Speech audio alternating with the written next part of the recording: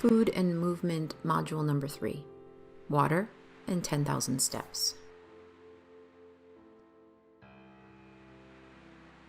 10,000 steps.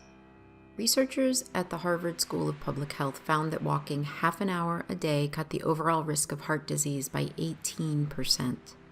In a study of the benefits of walking for people with diabetes, the Center for Disease Control and Prevention found that just 2 hours of walking per week can reduce the risk of death from heart disease by 34%.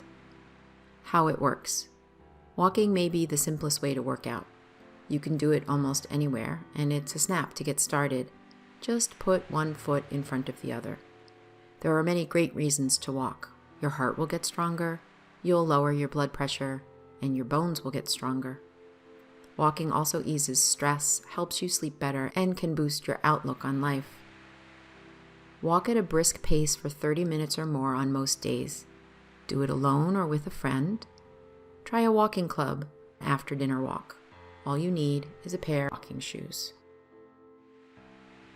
Enjoy your walk. Walk with a friend, walk with music, listen to a class or self-improvement audio while you are walking. If you're worried about how brisk walking might affect your health, talk with your doctor before you start a walking program. Start with a short-term goal. For example, walk for 5 or 10 minutes every day. Or increase your number of steps by 300 to 500 each day. After you've made walking a habit, set a longer-term goal. You may want to set a goal of walking briskly for at least 30 minutes a day, or work up to 10,000 steps a day. You can try to do this 5 days a week or more. You can wear a pedometer to track your steps each day. To stay motivated, find a walking partner, such as a family member, friend, or coworker. Daily dog walks are also a great way to keep up your walking routine. What are the benefits of walking? Well, first, it counteracts the effect of weight-promoting genes. Harvard researchers looked at 32 obesity-promoting genes in over 12,000 people to determine how much these genes actually contribute to body weight. They then discovered that among the study participants who walked briskly for about an hour a day, the effect of those genes were cut in half. Second, it helps to tame a sweet tooth. A pair of studies from the University of Exeter found that a 15-minute walk can curb cravings for chocolate and even reduce the amount of chocolate you eat in stressful situations. And the latest research confirms that walking can reduce cravings and intake of a variety of sugary snacks. Third, it reduces the risk of developing breast cancer. Researchers already know that any kind of physical activity blunts the risk of breast cancer. But an American Cancer Society study that zeroed in on walking found that women who walked 7 or more hours a week had a 14% lower risk of breast cancer than those who walked 3 hours or fewer per week. And walking provided this protection even for women with breast cancer risk factors, such as being overweight or using supplemental hormones. And fourth, it eases joint pain.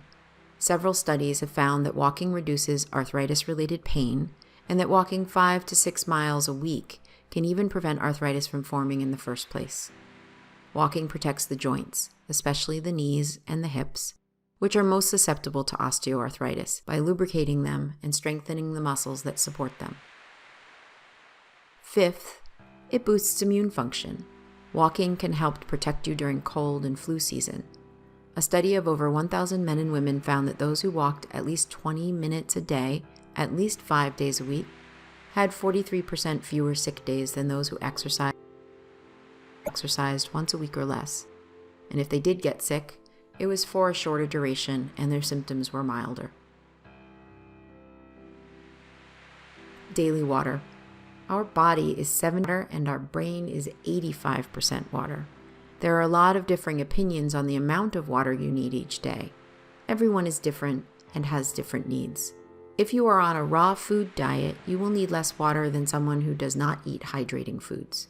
If you work out in the sun all day long, you will certainly need more water than someone who works in an office. Heat reduces the water content of food. The more dry food one eats, the more water you would need. Common sense should reign. If you are thirsty, it probably means you have waited too long and you are a little bit dehydrated. so drink before you are thirsty. Your urine is a great indicator of whether you are needing more water. Pale yellow is good. Cloudy means you need more water. Knowing how much water you need is pretty easy. Drink when you're thirsty. Selecting the type of water to drink gets a little tricky. Soda, coffee, and tea are not water. Don't count that soda as water. It may actually dehydrate your body and increase your need for water. Distilled water is vaporized and collected, so all of the minerals are taken out of it. Bottled water is typically not as clean as they advertise. Plastic bottles are filled with chemicals, especially when hot, and most lack minerals. Reverse osmosis water is forced through filters that remove larger particles, pollutants, and minerals. Most water is alkaline. Reverse osmosis is not. Deionized water, ionized impurities and minerals are removed and bacteria remains. And spring water from a clean, natural, and pure spring has minerals, magnesium, potassium, and sodium.